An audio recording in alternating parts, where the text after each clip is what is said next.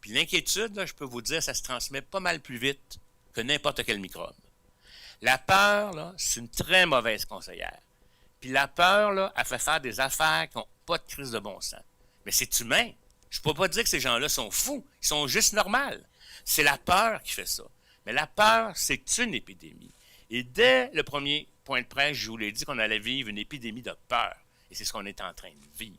Puis quand on a une épidémie, imaginez-vous si moi je suis en épidémie de peur, puis que je refuserais de venir ici parce qu'il y a un Chinois dans la salle.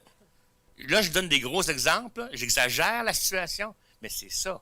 J'ai des gens qui ont peur des colis qui vont arriver là, par. Vous savez qu'on se fait livrer beaucoup de patentes.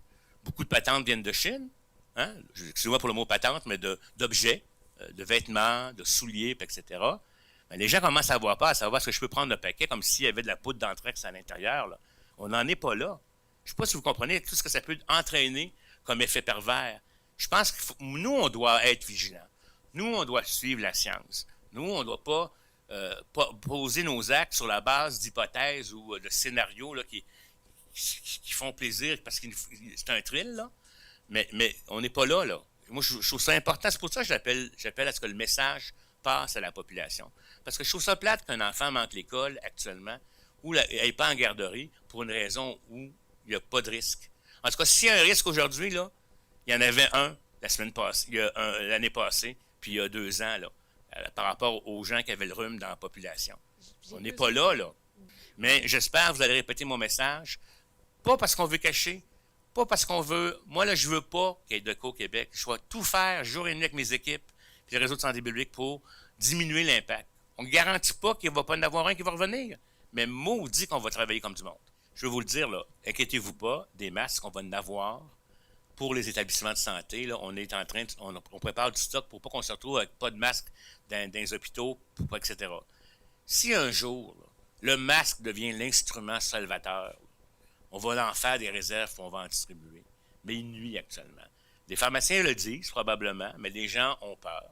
Les gens voient des images. On en a même vu qui vont faire l'épicerie avec... on voit des choses là, qui sont rapportées actuellement, là, qui viennent amplifier le fait que ça donne l'impression de la protection. Moi, je vais vous le dire, lavez-vous donc les mains. Lavez-vous les mains. Pratiquez l'hygiène respiratoire. Faites-le plusieurs fois par jour. Hein. Si vous voulez faire quelque chose, là, ben, si amenez-vous des mouchoirs propres, mouchez-vous dans votre mouchoir. Si vous êtes malade, faites de la température, allez pas au travail pour pas contaminer les autres. Faites ces choses-là.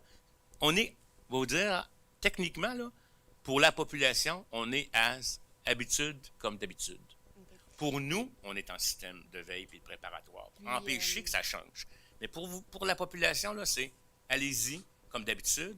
Si vous revenez de Chine, c'est une affaire particulière, mais ça ne concerne pas les 7 millions de Québécois et Québécoises. Vivez votre vie normalement. Puis si vous commencez à vous laver les mains, là, puis ça, là, ben peut-être que vous n'arriverez pas la grippe et les autres virus, ce qui va être parfait.